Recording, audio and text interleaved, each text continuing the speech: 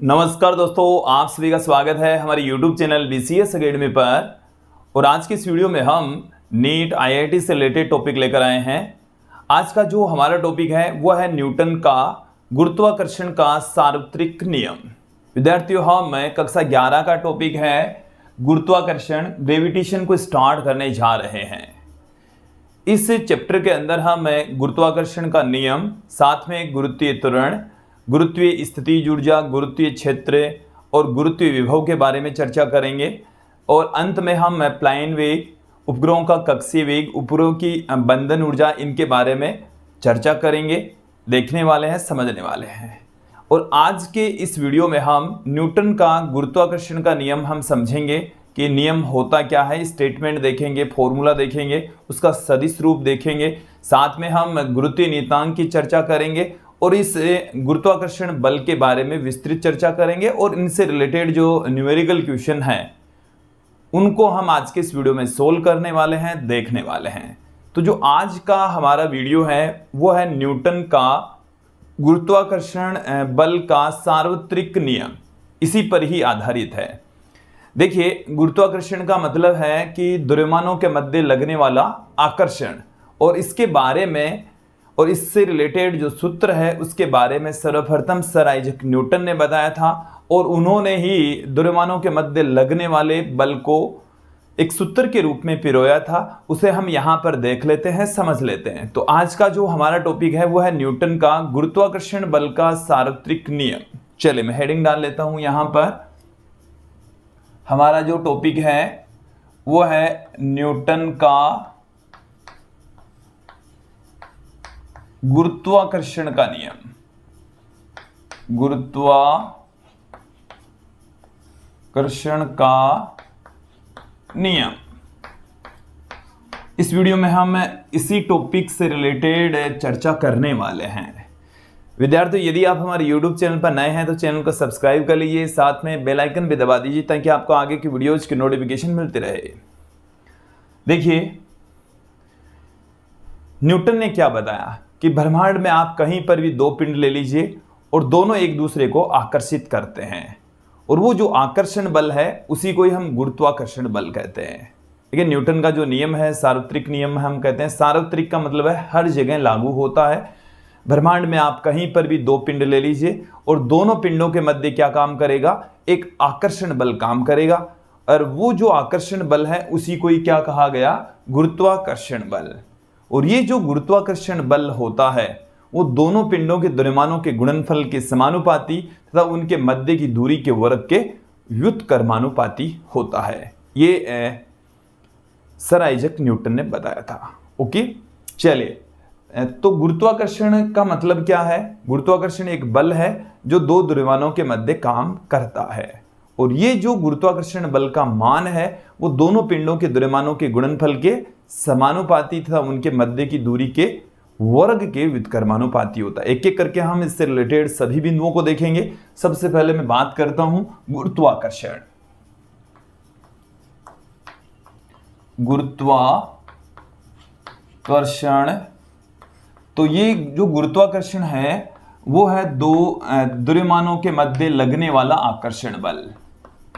दो द्रव्यमानों के मध्य लगने वाला आकर्षण बल, लगने वाला आकर्षण बल, उसी आकर्षण बल को हम क्या कह रहे हैं, गुरुत्वाकर्षण बल कह रहे हैं। अब देखिए, इसका जो स्टेटमेंट है वो क्या है। जैसे हम यहां पर कंसीडर कर लें कि ये हमारे पास में दो द्रव्यमान हैं। एक जो द्रव्यमान है वो है m1, दूसरा जो द्रव्यमान है वो है m2, और दोनों के बीच की जो डिस्टेंस है वो कितनी है, स्मॉल r है। ठीक है, तो न्यूटन ने क्या कहा कि द्रव्यमानों के मध्य लगने वाला बल, इस नियम के अकॉर्डिंग, इस सार्वत्रिक नियम के अकॉर्डिंग बताया कि गुरुत्वाकर्षण बल का मान, गुरुत्वाकर्षण बल दोनों कणों के द्रव्यमानों द्रव्यमानों के गुणनफल के समानुपाती, गुणनफल के समानुपाती तथा उनके मध्य की दूरी के, उनके मध्य की दूरी के वर्ग के व्युत्क्रमानुपाती, व्युत्क्रमानुपाती होता है।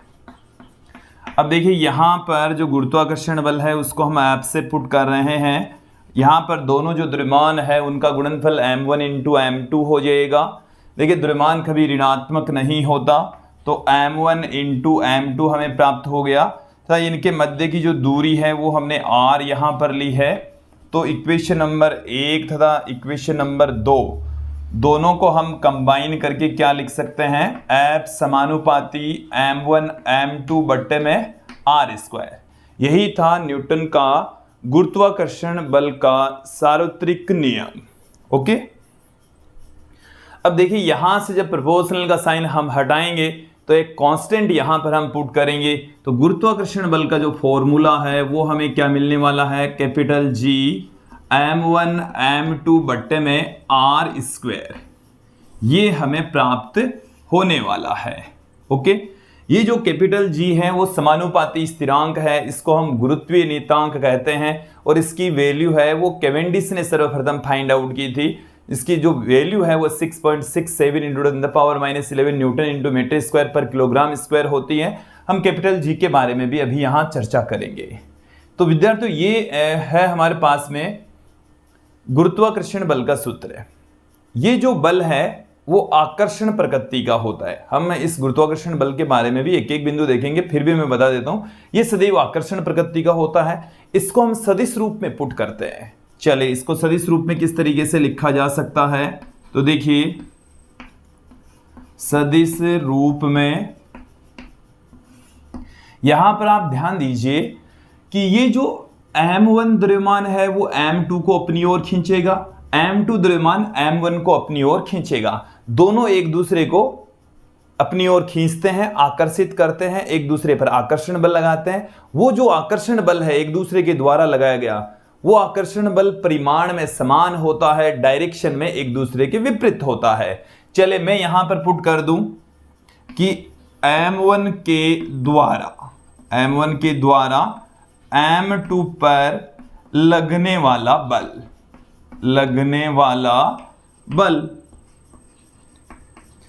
तो देखिए m1 के द्वारा किस पर लग रहा है, m2 पर। तो m1 के द्वारा m2 पर लगने वाला बल, m1 किस पर लगा रहा है, m2 पर लगा रहा है, और उस बल को हम लिख रहे हैं F21 वेक्टर से। किससे पुट कर रहे हैं, F21 वेक्टर से।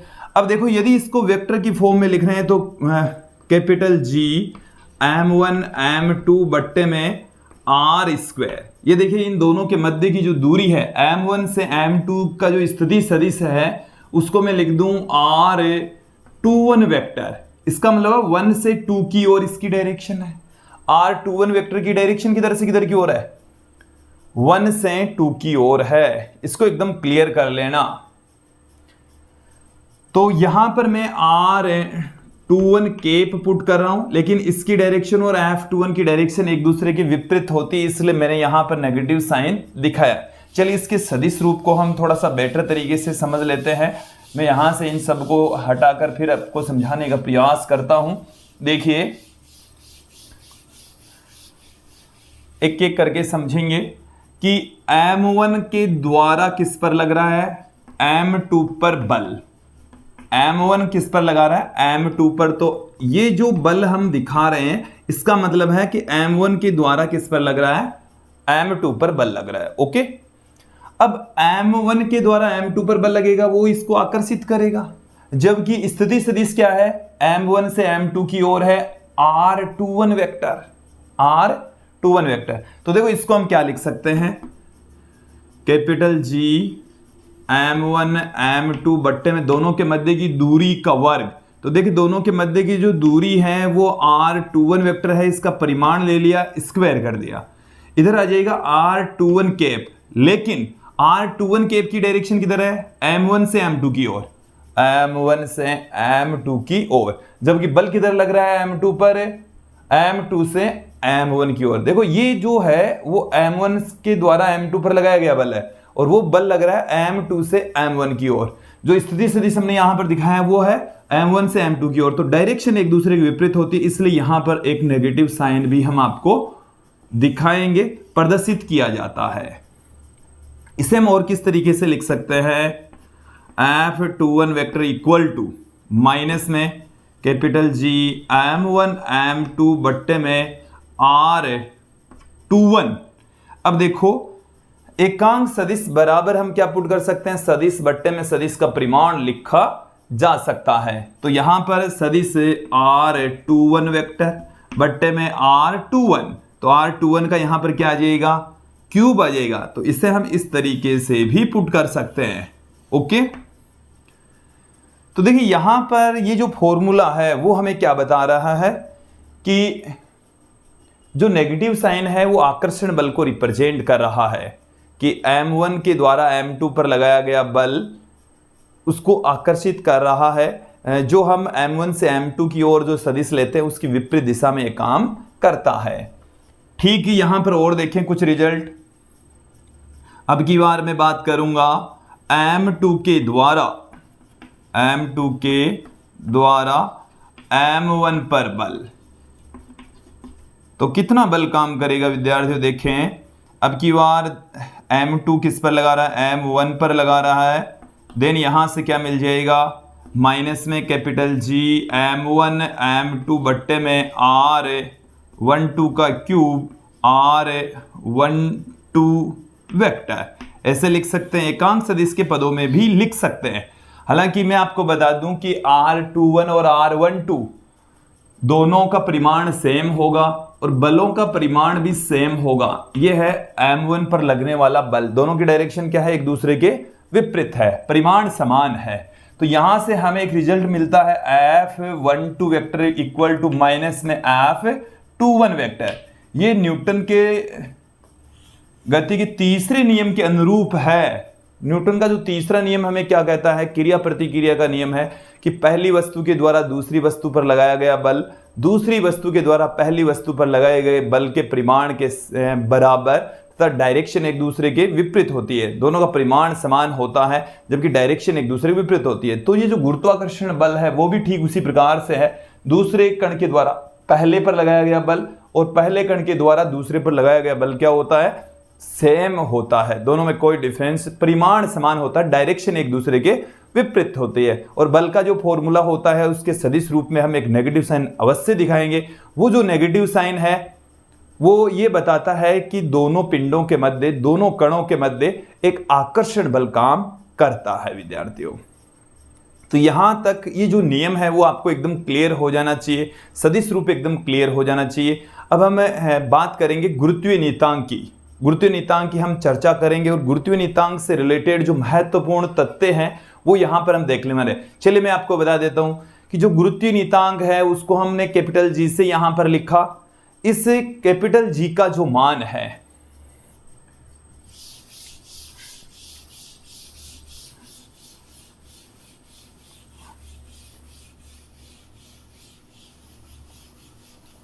देखिए कैपिटल जी के बारे में हम कुछ तथ्य यहां पर आपके सामने पुट कर रहे हैं। सबसे पहले तो प्रयोगशाला में इसका मान किसने प्राप्त किया, प्रयोगशाला में एक प्रयोग के द्वारा केवेंडिश ने इसकी वैल्यू फाइंड आउट की। तो जी का मान निर्धारित करने वाले वैज्ञानिक का नाम क्या है, केवेंडिश है। ओके, अब जी का मान कितना प्राप्त हुआ, जी का मान, तो जी बराबर कितना प्राप्त होता है 6.67 into 10⁻⁻11 newton into metre square प्रति किलोग्राम स्क्वायर, ये वैल्यू प्राप्त हुई। ओके, जो कैवेंडिश है उन्होंने अपने एक्सपेरिमेंट के जरिए जो कैपिटल जी का जो मान है वो कितना प्राप्त किया, 6.67 इंटू 10⁻11। और ये देखिए पूरे के पूरे ब्रह्मांड में एक समान रूप से रहता है। ये दूसरे पिंड की प्रकृति पर डिपेंड नहीं करता, दोनों पिंडों के द्रव्यमान पर डिपेंड नहीं करता, साथ में उनके मध्य भरे हुए माध्यम पर भी कैपिटल जी का मान निर्भर नहीं करता। तो देखिए ये तो हमने एसआई पद्धति में इसकी वैल्यू पुट की है।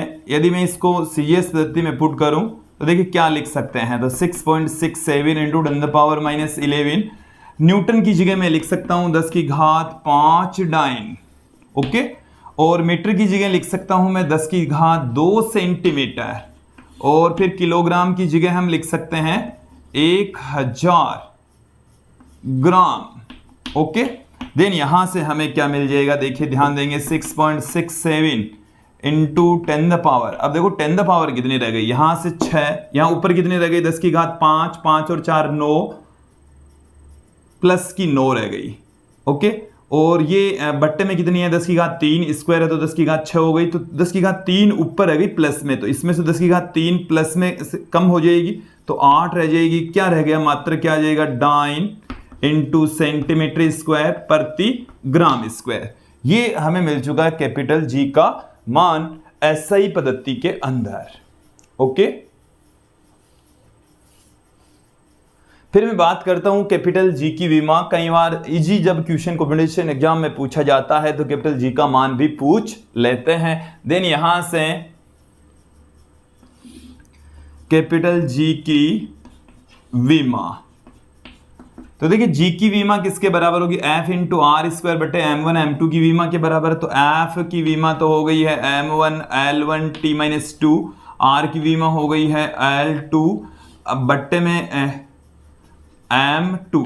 तो फाइनली इसकी क्या विमा आएगी, m की घात -1, एक कट जाएगा, एक घात रह गई है, l की घात 3 और t की घात -2। ये जी की मान है, विमा आ गई है।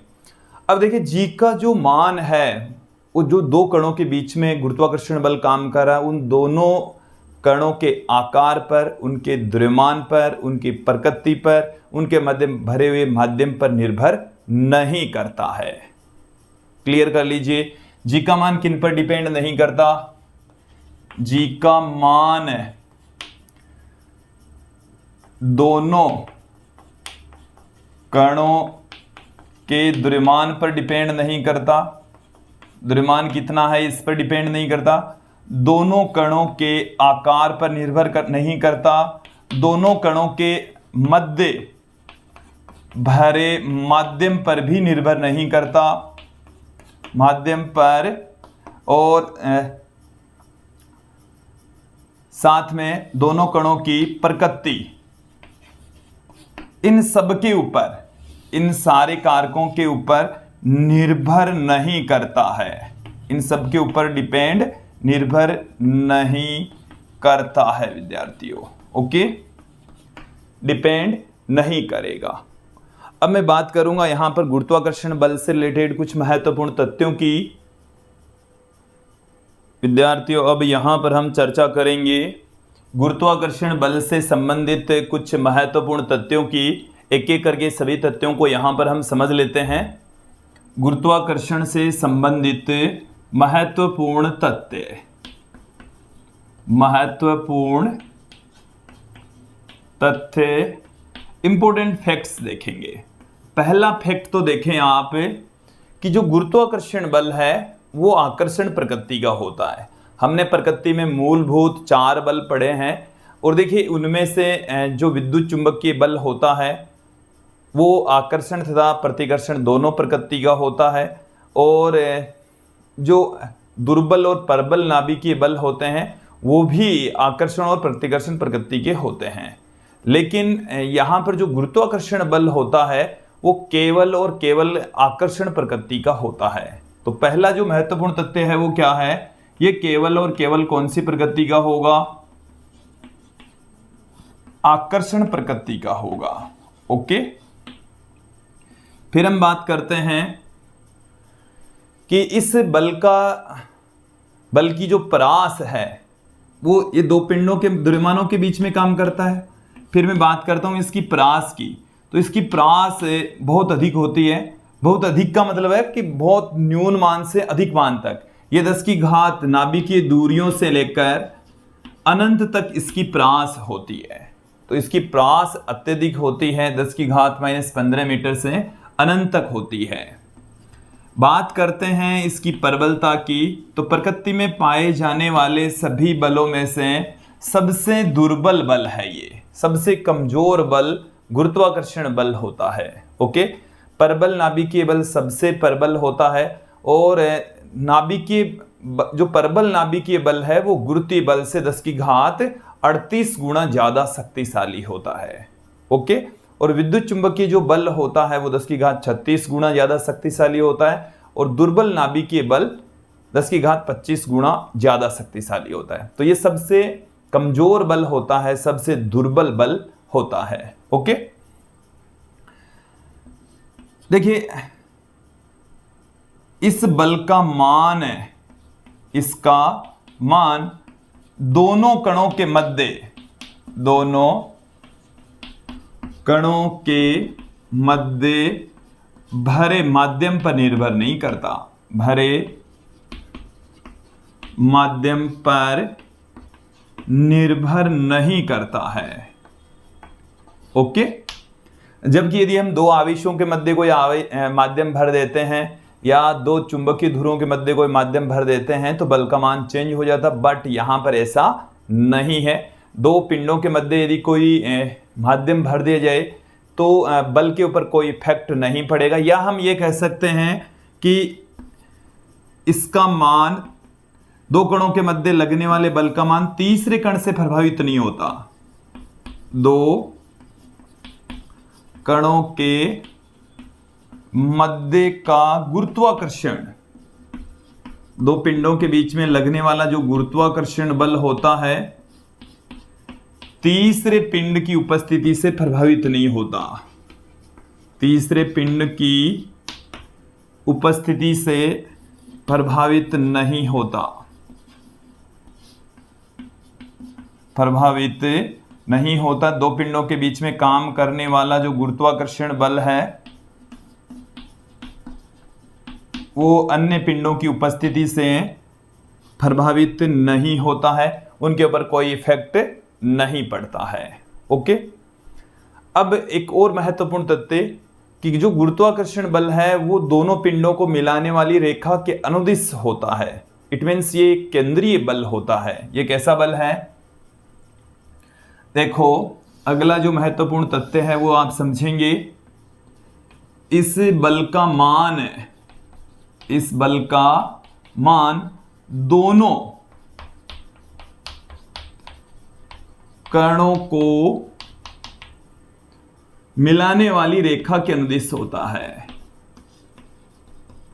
वाली रेखा के अनुदिश होता है, अनुदिश होता है। ओके, देखो इससे क्या निष्कर्ष निकलता है वो समझें कि हम पढ़ते हैं सेंट्रल फोर्सेज, केंद्रीय जो बल होते हैं वो दो कणों को या जिन कणों के मध्य ये केंद्रीय बल काम करते हैं, केंद्रीय बल किसे कहेंगे?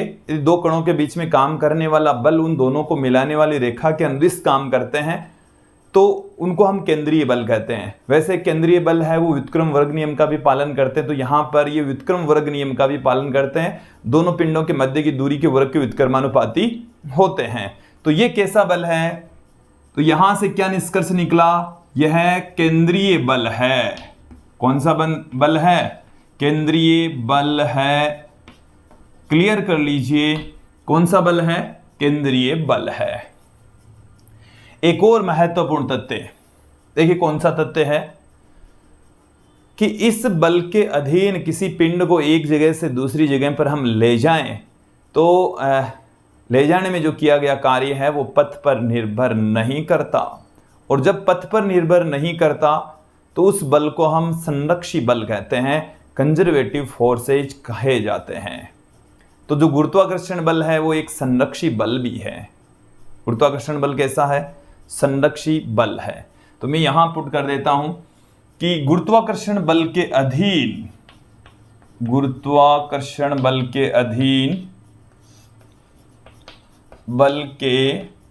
अधीन किसी पिंड को एक बिंदु से दूसरे बिंदु तक ले जाने में किया गया कार्य, एक बिंदु से दूसरे बिंदु तक ले जाने में किया गया कार्य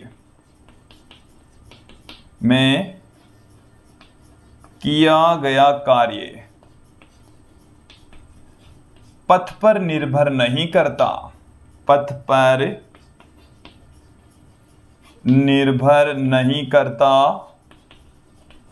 पर डिपेंड नहीं करता है। इससे क्या निष्कर्ष निकलता है? पथ पर डिपेंड नहीं करता, इट मीन्स यह एक संरक्षी बल है, कंजर्वेटिव फोर्स है। ओके, तो ये भी एक महत्वपूर्ण तथ्य ही है। ये केंद्रीय बल भी है, संरक्षी बल है, दुर्बल प्रकृति का होता है। गुरुत्वाकर्षण बल तीसरे पिंड की उपस्थिति से प्रभावित भी नहीं होता। तो विद्यार्थियों, ये थे कुछ गुरुत्वाकर्षण बल से संबंधित कुछ महत्वपूर्ण तथ्य, वो हमने एक एक करके यहाँ पर देख लिए हैं। अब मैं यहाँ पर कुछ न्यूमेरिकल क्वेश्चन लेता हूं जिनको हम एक एक करके सॉल्व कर लेते हैं। चलिए,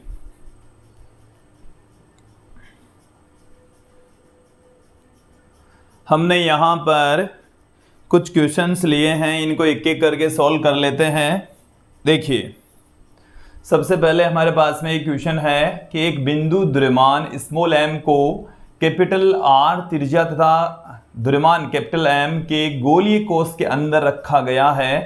कोश के केंद्र से r/2 दूरी पर बिंदु द्रव्यमान पर कोश द्वारा आरोपित गुरुत्वाकर्षण बल है।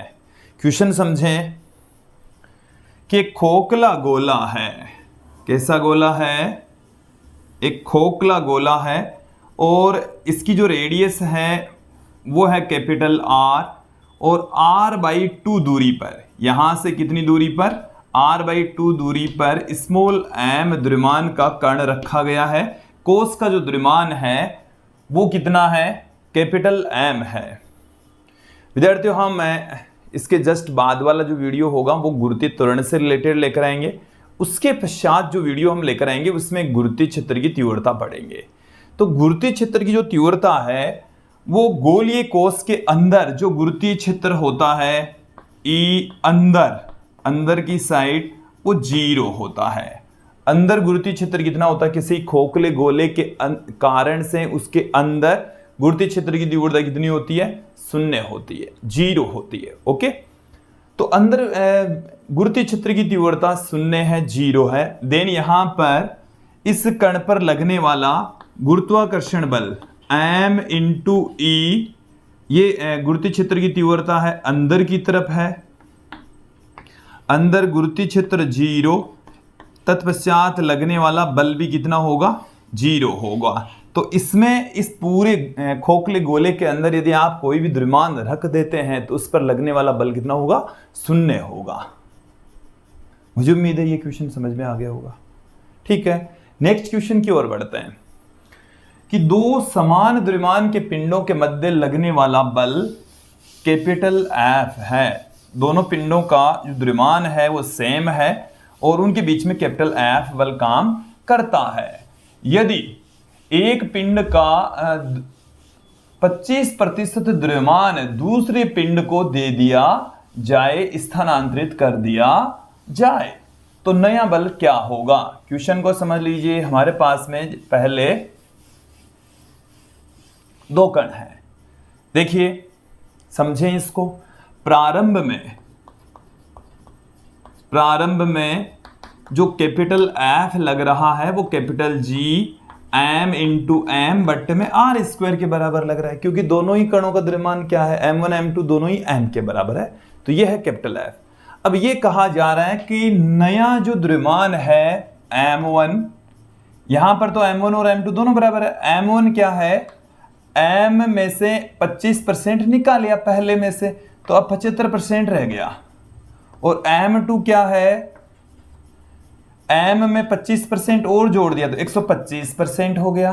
तो ये तो कितना हो गया, m का 75% तो 75/100, तो ये तो हो गया 3/4m।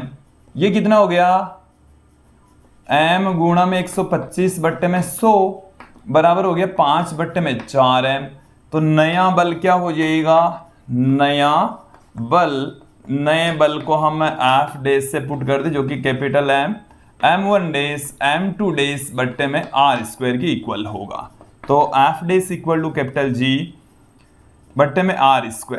यहां से m1 डैश की वैल्यू कितनी है, 3/4m, m2 की वैल्यू कितनी है, 5/4m। तो नया जो बल है वो 15/16 इंटू में capital G m into m बट्टे में r², और ये किसके इक्वल है, F के इक्वल है। तो नया जो बल है वो पुराने बल का 15/16 गुणा होगा, 15/16 गुणा होगा। ऐसे ही बहुत सारे क्वेश्चन आ सकते हैं कि द्रव्यमानों को दुगुना कर दें, उनके बीच की डिस्टेंस को चेंज कर दें, तो बल क्या होगा। आपको सीधे फॉर्मूले का ध्यान रखना है, m1 m2 और r की वैल्यू पुट करनी है। ऐसे क्वेश्चन को आसानी से आप सोल्व कर लेंगे, कहीं कोई दिक्कत नहीं होनी चाहिए। अगले क्वेश्चन की ओर बढ़ते हैं। देखिए अगला क्वेश्चन देखो कि पृथ्वी का एक उपग्रह एक समान वेग v से वर्तीय कक्षा में परिक्रमण कर रहा है, और यदि अचानक गुरुत्वाकर्षण बल समाप्त हो जाए, कि ग्रेविटेशनल जो फोर्स है वो यदि अचानक से समाप्त हो जाता है, तो जो उपग्रह है उसके पथ के बारे में पूछा है, उसका उपग्रह का पथ कैसा होगा। ऑप्शन मिलेंगे कि भाई उपग्रह उसी पथ पर चक्कर लगाता रहेगा, उसका वेग ज्यादा हो जाएगा, वो प्रवलयाकार पथ पर गति करता रहेगा, धरती पर आकर गिर जाएगा, या जो पथ है उसकी स्पर्श रेखीय दिशा में गति करता रहेगा। तो यहां पर समझें आप, ये हमारी पृथ्वी है, ये क्या है, पृथ्वी, और हम ये जानते हैं कि उपग्रह इसके चारों ओर चक्कर लगा रहे हैं। यहां पर हम कंसीडर कर लें कि ये हमारे पास में कोई उपग्रह है स्मॉल m द्रव्यमान का, ये कैपिटल M द्रव्यमान की पृथ्वी है। इसके पथ की जो रेडियस है वो स्मॉल r के इक्वल है। ओके, इस उपग्रह का जो वेग है वो हमें दे रखा है v। अब ये कहा जा रहा है कि यदि अचानक गुरुत्वाकर्षण बल खत्म हो जाए, समाप्त हो जाए, बल ही काम नहीं करे। देखो ये गुरुत्वाकर्षण बल ही है जो इसको अभिकेंद्रीय बल प्रदान कर रहा है। इसको वृत्ताकार पथ पर घुमाने का काम कौन कर रहा है, पृथ्वी के द्वारा इस पिंड पर लगाया गया जो गुरुत्वाकर्षण बल है वही इसको वृत्ताकार पथ में घुमाने का काम कर रहा है। तो यहां पर हमें ये पूछा है कि यदि ये बल ही खत्म हो जाए तो जो उपग्रह है उसका पथ कैसा होगा। तो देखिए इस वृत्ताकार पथ की स्पर्श रेखा के अनुदिश से इसके वेग की दिशा होगी, और ये इसी वेग से इस वृत्ताकार पथ की स्पर्श रेखा के अनुदिश गति करता रहेगा। तो उपग्रह का पथ कैसा होगा, तो उपग्रह इस वर्तीय पथ की स्पर्श रेखा के अनुदिश v वेग से गति करेगा। ऑप्शन क्या होगा, वर्तीय पथ की स्पर्श रेखा के अनुदिश v वेग से उपग्रह गति करेगा। ओके, अंतिम क्वेश्चन देखें यहां पर कि समबाहु त्रिभुज PQR के प्रत्येक शीर्षों पर 1-1 किलोग्राम के द्रव्यमान और केंद्रक पर 2 किलोग्राम का द्रव्यमान रखा जाता है। तो केंद्रक से प्रत्येक शीर्ष के बीच की जो डिस्टेंस है वो √2 मीटर है, अतः 2 किलोग्राम के द्रव्यमान पर कार्यरत बल। तो यहां पर देखिए क्या है क्वेश्चन, समझे। मैं एक बड़ा सा यहां पर ट्राइंगल ले लेता हूं।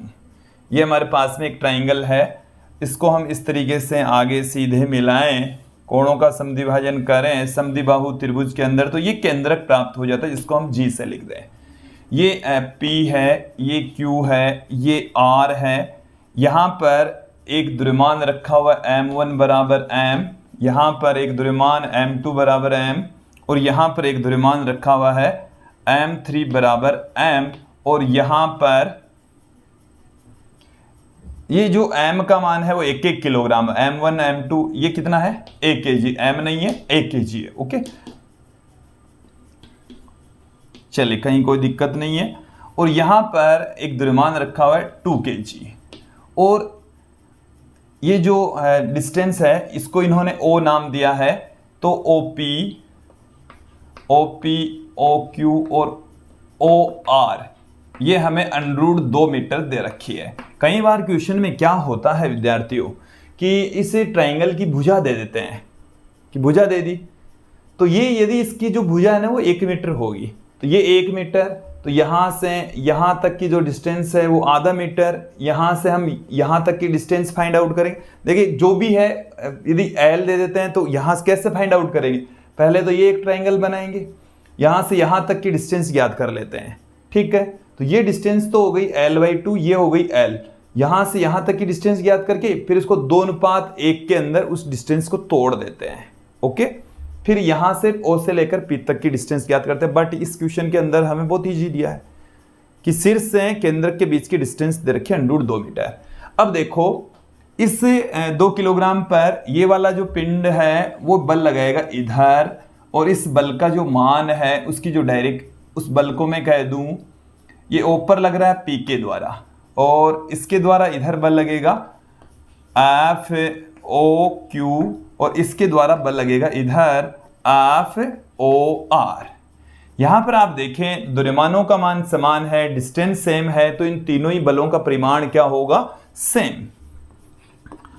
FOP, FOQ, FOR, तीनों ही बलों का परिमाण समान होगा, और बल का मान कितना होगा, Gm, मतलब m का मान तो हो गया 1 किलोग्राम, m2 का मान हो गया 2 किलोग्राम, बट्टे में जो डिस्टेंस है वो है √2, उसका स्क्वायर करेंगे तो 2 आ गया। तो ये आ गया, इन तीनों ही बलों का जो परिमाण है वो कैपिटल G के इक्वल आएगा। अब बात आती, 3 बल काम कर रहे हैं, तीनों के बीच का जो कोण, तीनों 360 डिग्री के एंगल पर लग रहे हैं। इन प्रत्येक 2 बलों के बीच का कोण 120 डिग्री होगा। कितना होगा, 120 डिग्री होगा। तो इनको हम क्या कर लेते हैं, घटकों में वियोजित कर लेते हैं। इनका हम क्या कर लेंगे, ऐसे बहुत सारे क्वेश्चन आपको देखने को मिलेंगे, तो इनका घटकों में जब वियोजन करेंगे तो इस तरीके से हम इनको घटकों में वियोजित कर देते हैं। तो यहाँ से यहाँ तक का जो एंगल है ना 120 डिग्री, तो ये एंगल 60 डिग्री, ये एंगल भी कितना हो जाएगा, 60 डिग्री। तो ये जो बल है वो FOR, ये जो बल है वो FOQ, ये जो बल है वो FOP। तो इस डायरेक्शन में इसका घटक क्या हो जाएगा, FOR cos 60 डिग्री। इस डायरेक्शन में इसका घटक क्या हो जाएगा, FOQ cos 60 डिग्री। यहां से इसका इस डायरेक्शन में घटक FOR sin 60 डिग्री। इसका इस डायरेक्शन में क्या हो जाएगा, FOQ sin 60 डिग्री।